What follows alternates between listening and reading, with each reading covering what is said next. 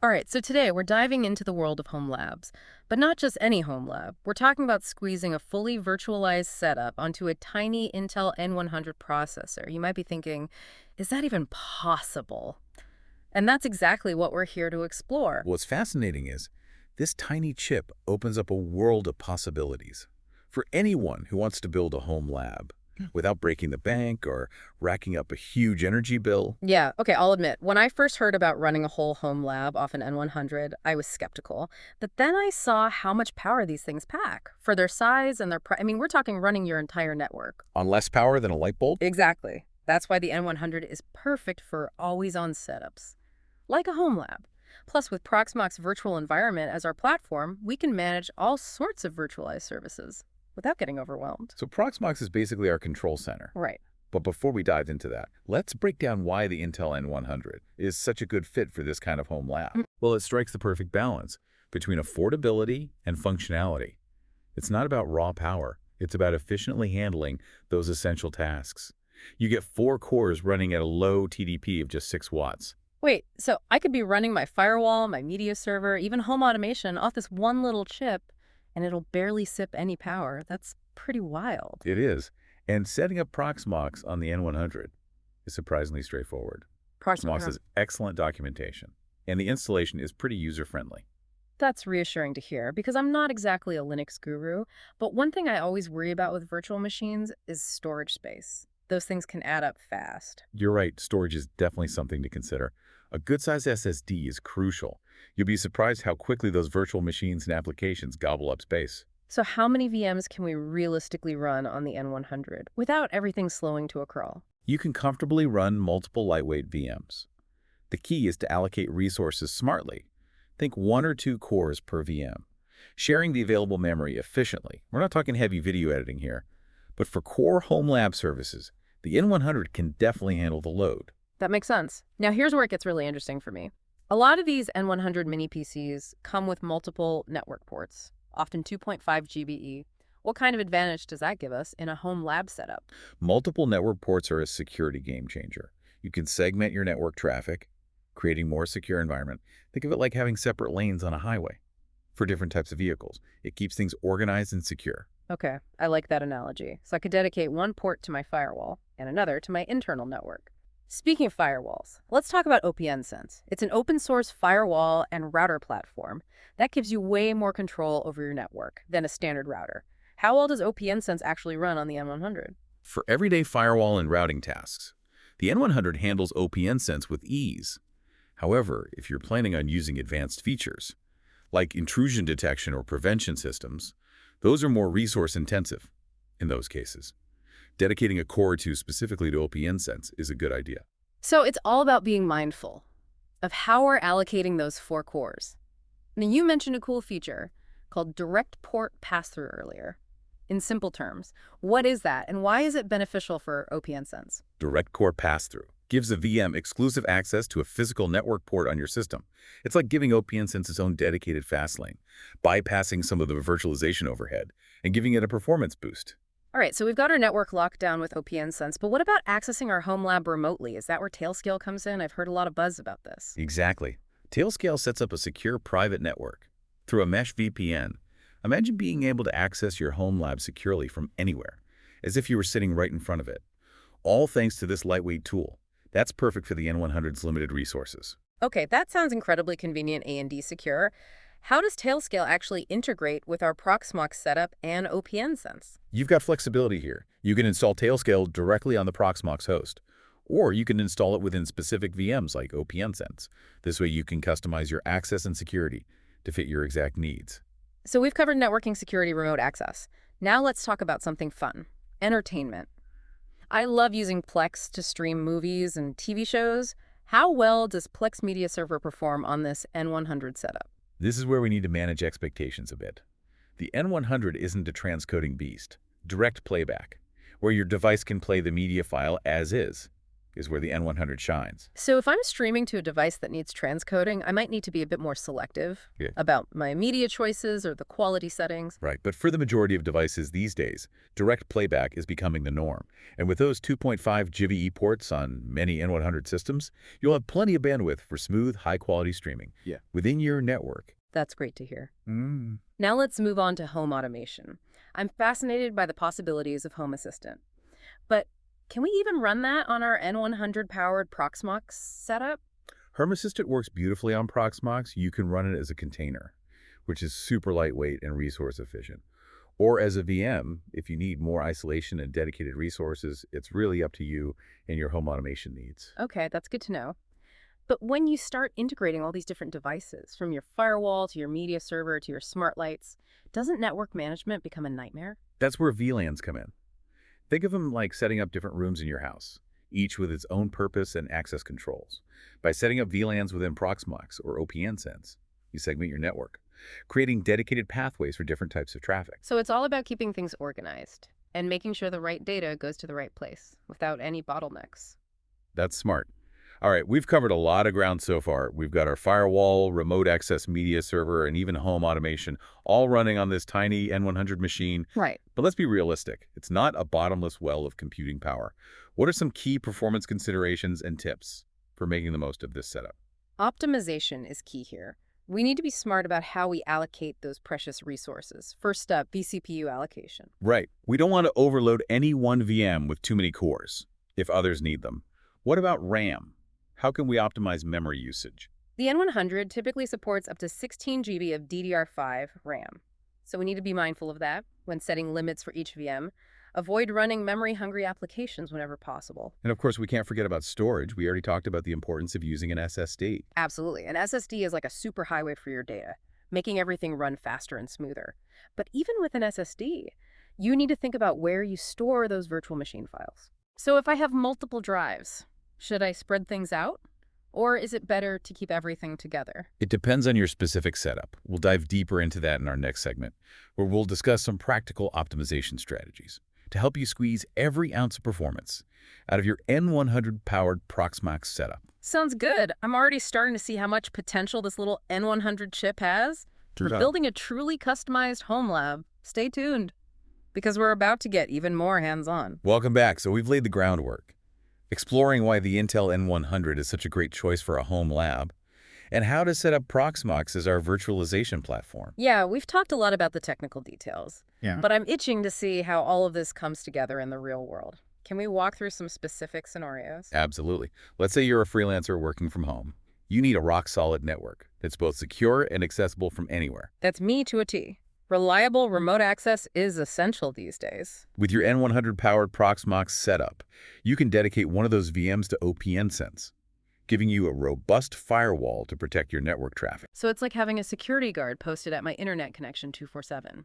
I like that. And with Tailscale, you can securely access your work files and resources from anywhere, just as if you were sitting at your desk at home. That's amazing. No more fiddling with complicated VPN configurations or worrying about exposing my network to vulnerabilities. Exactly. It's secure, convenient, and perfectly suited for the N100's capabilities. Okay, so I'm a freelancer who works from home, a huge movie buff. I've got a massive digital library that I want to access from all my devices. Can this little N100 handle that? You can spin up a Plex media server VM on your N100 and enjoy smooth streaming to any device that supports direct playback. Hold on. Direct playback, does that mean my older devices that need transcoding are out of luck? Not necessarily. You might need to be a bit more selective with your media choices or adjust the quality settings. But the good news is, most modern devices are designed for direct playback these days. And those 2.5 GBE ports on many N100 systems provide ample bandwidth for high-quality streaming within your home network. So I can binge my favorite shows in glorious HD without any lag. I'm sold. And it doesn't stop there. Let's say you're also into home automation. Smart lights, thermostats, the whole 9 yards. Who isn't these days? I love the idea of controlling everything from my phone. Running Home Assistant on your N100 is a breeze. You can choose between a lightweight container or a VM if you need more dedicated resources. So I can build my own smart home command center, powered by this tiny chip?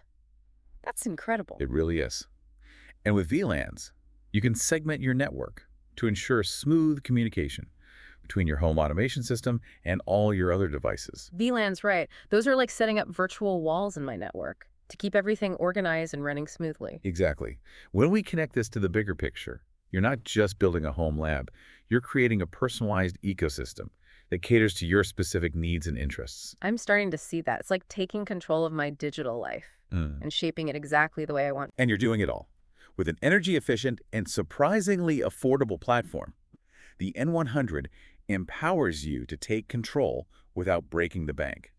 I think some people might be intimidated by all this. It sounds really technical. What would you say to someone who's thinking, this is great, but I'm no tech expert. Can I really pull this off? That's a valid concern.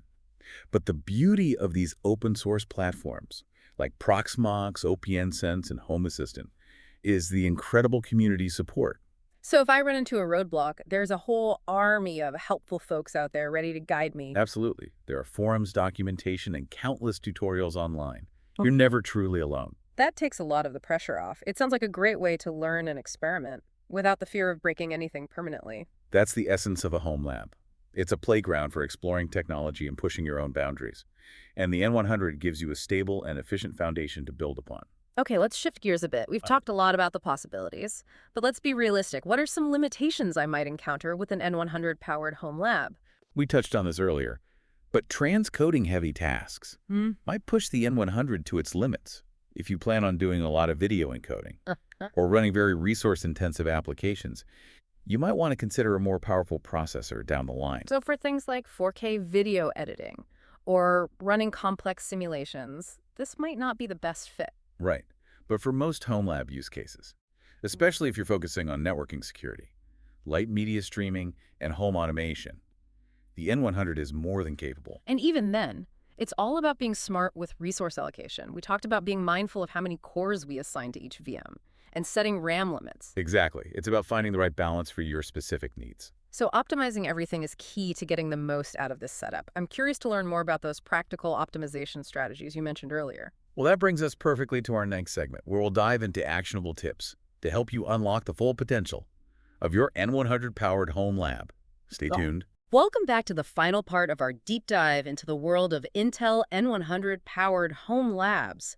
It's been quite a journey, hasn't it? It has. We've covered a lot of ground, from setting up a rock-solid network with OPNsense to building a personalized smart home with Home Assistant, and we've explored how this tiny but mighty N100 processor can handle it all. We've also talked about the importance of optimization to get the most out of our setup. So let's get down to brass tacks.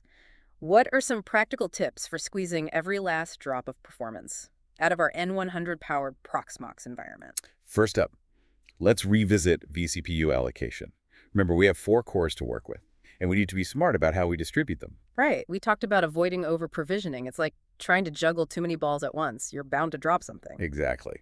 Carefully assess the needs of each VM. Does it need dedicated access to all 4 cores, or can it share efficiently with other VMs? So if I have a VM running OPNsense from my firewall, which is pretty critical, I might want to dedicate more cores to that than, say, a VM running a lightweight web server. That's a great example. It's all about prioritizing. Now let's talk about RAM. The N100 typically supports up to 16 GB of DDR5 RAM, which might seem like a lot, but it can get eaten up quickly when you're running multiple VMs. Especially if those VMs are running memory-intensive applications. Right. Set realistic limits for each VM, and keep an eye on your overall RAM usage. Proxmox has tools to help you monitor this. If you're noticing things are getting sluggish, you might need to adjust your RAM allocation. If I'm running low on RAM, are there any types of applications I should avoid? Try to steer clear of anything that's known to be a memory hog, like video editing software or large databases. Stick with lightweight applications whenever possible. Remember, we're working with a limited pool of resources here. Okay, we've covered processing power and memory. Now onto storage. We've already established that an SSD is a must-have for a smooth-running Proxmox setup. Absolutely. An SSD is like having a high-speed express lane for your data compared to a traditional hard drive, which is more like a bumpy country road. I love that analogy. But even with an SSD, there are still things we can do to optimize storage right. You mentioned something about where we store our virtual machine files. Right. Proxmox gives you flexibility in choosing where to store your VMs if you have multiple drives. You might want to consider dedicating a high-performance SSD specifically for your most active VMs, like OPNsense or a frequently used application. So it's like giving those important VMs their own VIP section in the data center. Exactly. This can make a noticeable difference in responsiveness and overall performance. And speaking of storage, don't forget to keep an eye on your disk space. Virtual machines can grow over time as you add more data and install updates. So it's a good idea to do some regular housekeeping, like cleaning up old files and making sure I'm not running out of space. Exactly. Now let's shift gears to networking. We've talked about the benefits of having multiple network ports and using VLANs to segment our traffic. Any other optimization tips in this area? I'm all ears. Proxmox has some powerful networking features. Take advantage of them.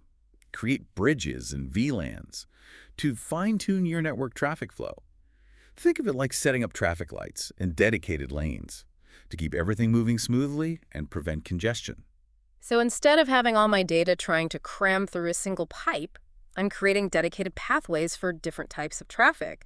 That makes a lot of sense. Right. It can significantly improve both performance and security.